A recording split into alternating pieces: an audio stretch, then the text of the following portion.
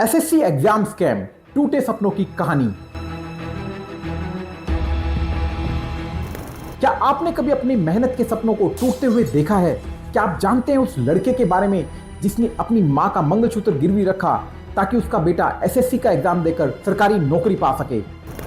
24 जुलाई 2025 देश भर से 30 लाख युवा 2300 नौकरियों के लिए प्रतिस्पर्धा कर रहे थे। क्या आप सोच सकते हैं, कोई अपने घरों से सुबह निकला, कोई पहले रात को, लेकिन जब ये सेंटर पहुंचते हैं तो इन्हें क्या मिला? सेंटर पर ताला, कोई नोटिस नहीं, कोई ईमेल नहीं, बस एक board, exam is cancelled.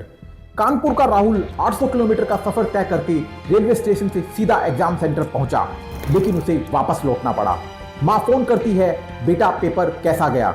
Rahul आंसू भरे स्वरों में जवाब देता है, मां पेपर तो हुआ ही नहीं। यह कहानी केवल राहुल की नहीं है, बल्कि ऐसे ही देश के 30 लाख छात्रों की है। आइए जानते हैं 2025 एसएससी परीक्षा विवाद के उन 5 छात्रों की कहानियां जो इस पूरी अव्यवस्था की सच्चाई खोलती है। जयपुर के आरव शर्मा को उनका परीक्षा केंद्र 2400 किलोमीटर दूर अंडमान में दिया गया, जो पूरी तरह असंभव था। पटना की प्रिया सिंह को ले लीजिए, केवल 12 घंटे पहले एडमिट कार्ड मिला, परीक्षा केंद्र पहुंचने में पता चला कि परीक्षा कैंसिल हो गई है।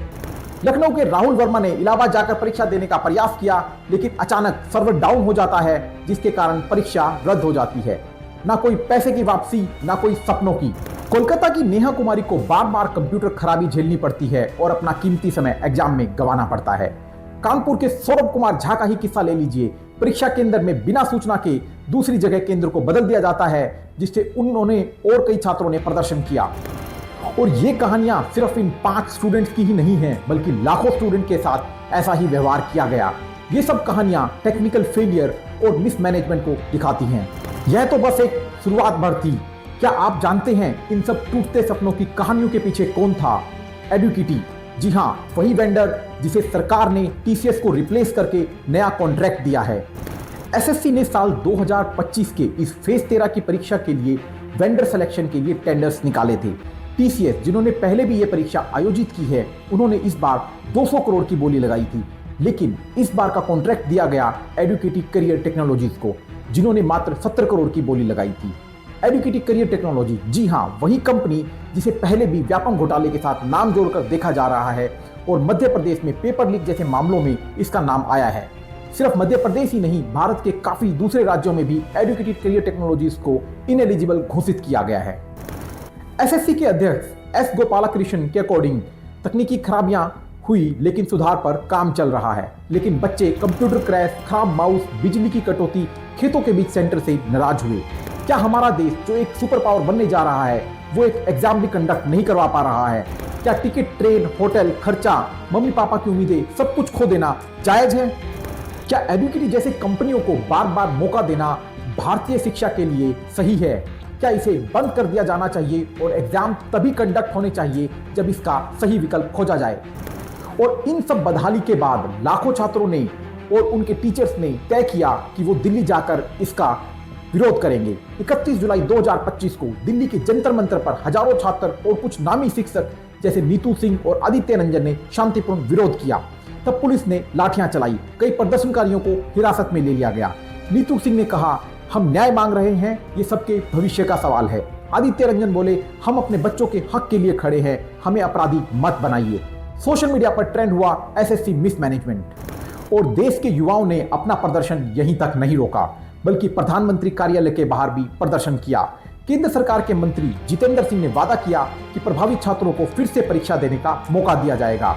पर क्या ये सिर्फ 15 मिनट की मेकअप स्टोरी है या इसमें कोई सच्चाई छुपी है?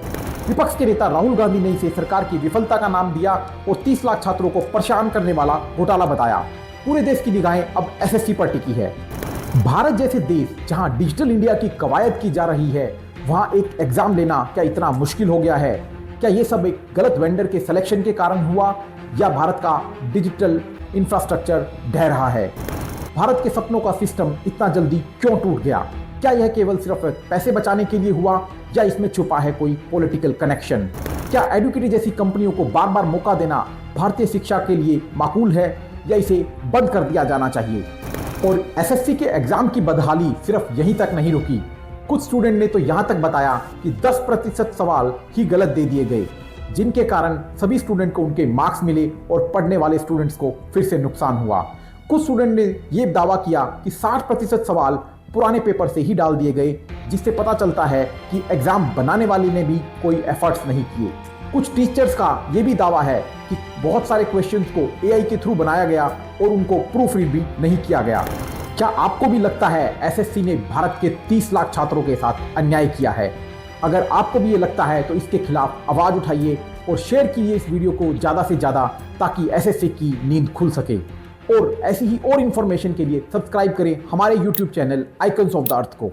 धन्यवाद।